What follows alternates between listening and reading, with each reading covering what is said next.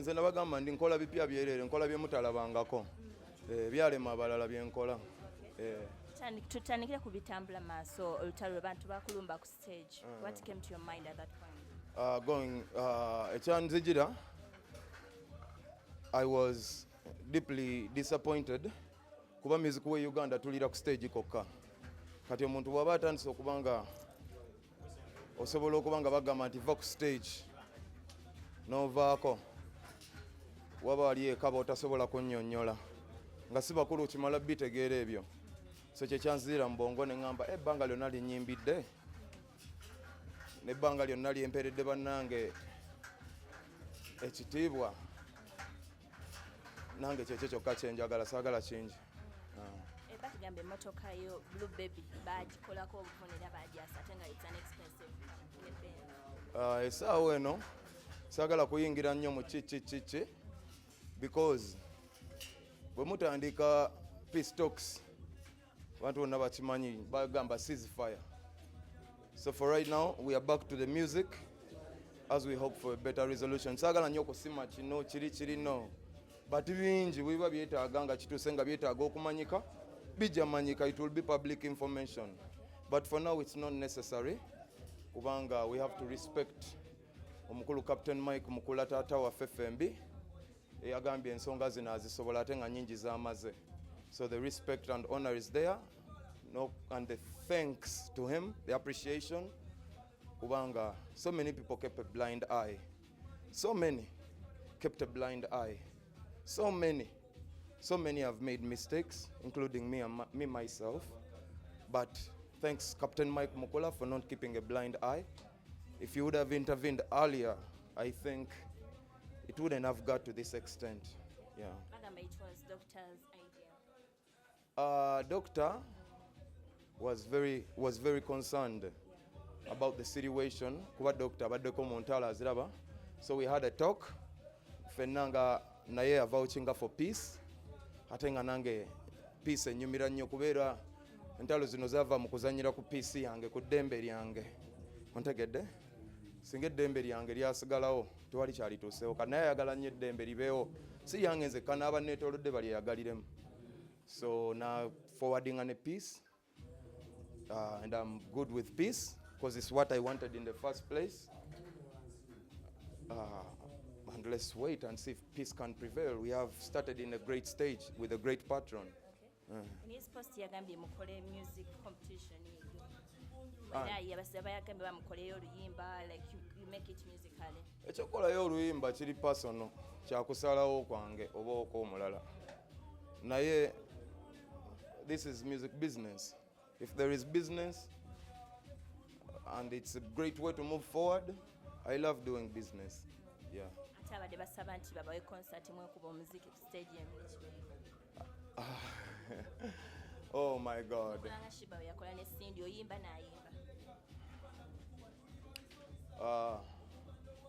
Ebya music nze abantu abamanyi music wange asinga obungi wa mukwano yadde ndi versatile nkola styles nyingi naye nga nze personally omuyimbi we Uganda yenna ng'ogyeko ba elders bange bangi sijja bamenya mubamanyi aba elders baffe mu music kubanga kati byengendo bagamba baate tebakyabisobolerako ddala. Omuyimbi yenna ali eyo ng'oninako obuzibu yambala giraavu ombulire we tuba twesanga tukole ringi abantu balabe banyumirwe tunyumisizeemuko ne ku bantu ku bawagizi yenna ali eyo nga tetunagenda mu bya music kuba music okimanyi tebasobola.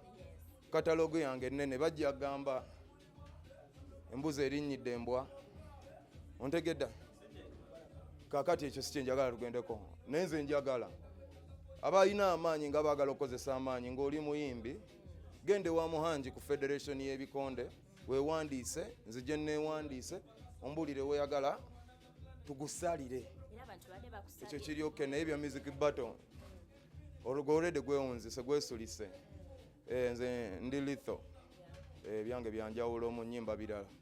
Singa akusaba mu ring anti nkugambye omuyimbi yenna kati gwe bwoba oli eyo ng'oli muyimbi ng'owulira onjagala mu ring ne bwe muba bataano ku lunaku lwe lumu nja kuba asooka omulala ajje mukube nga bawagizi bwe banyumirwa. Era nebaza nnyo taata wa Buganda, taata waffe omukulu Katikkiro, naye namulabye yayingidde mu nsonga zino ng'omuzadde naye teyasudde liiso, era tukyebaza kuba ffenna tuli baana ba Buganda. Era naye wamuwulidde ng'awabula n'agamba abaagala kumala ensonga ng'alimu ennugunugu mugitwale mulingi olonde rawundi z'oyagala essaawa gy'oyagala nkukube Mulwantu onveeko. awo nnyo wa Captain Mukulu abantu balayiko nga wagenze n'abazadde ne bagamba abazadde lwaki mwagenze nabo? Abazadde twagenze nabo olw'ensonga Captain Mike Mukula mukwano gwa famire yange ebbanga ddene, mukwano gwa Chameleon. Captain Mike Mukula teyasobola kwesitula kujja kulaba Chameleon mu ddwaliro.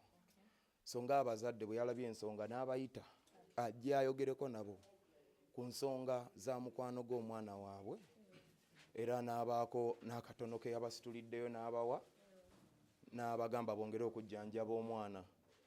Zino ensonga zaffe zadde tezeetaaga bazadde, zino nsonga za byakuyimba. Bazadde bange si bayimbi, badde bazze ku lwa mwana gwe balwaza Chameleon mukwano gwa Captain Mike Mukula. Yeah. Kampuni gye wagamba ye neekola esengula abantu okyagiriko? Kampani njagala giggulawo, njagala kuggulawo ebintu bingi, njagala kuyingira mu real estate business, ebyamataka, ebyokumpangisa kampani yange okujja okulongoosa amaka, abagagga bali eyo balina mansions, ngenda kuyingira mu byamayumba, ngenda kuba osobola okumpangisa nenzija nenkola ki ne tulongoosa.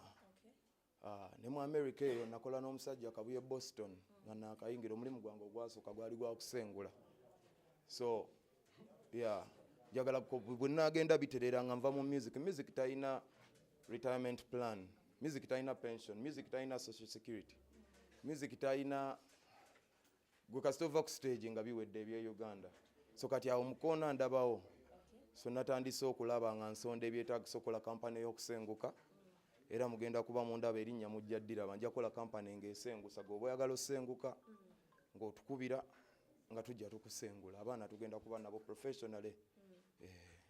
Ate nange bw'oba ng'onneetaagiddeko nga sente zimala nange nsobola okugirako.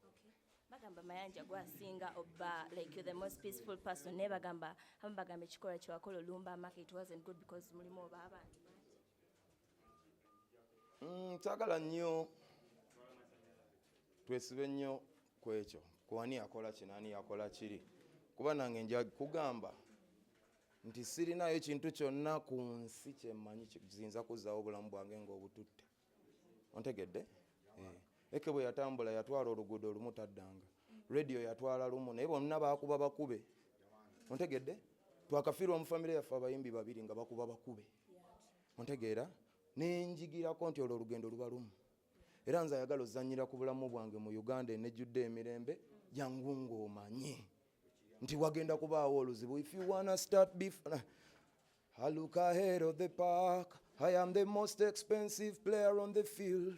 I'm a leader just like Mandela, but you never wanna be the one to come and test me. I am a soldier like Selassie. If you wanna start beef, there will be consequences. Me and my goons, we are loaded with the man. We ready for the battle if you're ready for the danger.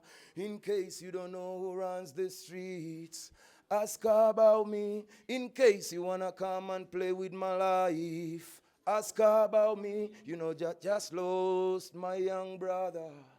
Yeah. Tutunire abapromota bavudde nga bagamba bakuwumuzza ennaku 9 nga toyiiya. Beebale nnyo okuvaayo, nsiimye era mwebale bambi okwekolamu omulimu era mbaagala nnyo. Naye njagala okubajjukiza, sibajjukira kuŋŋaana kuvaayo kuŋŋamba kutandika. Okitegedde?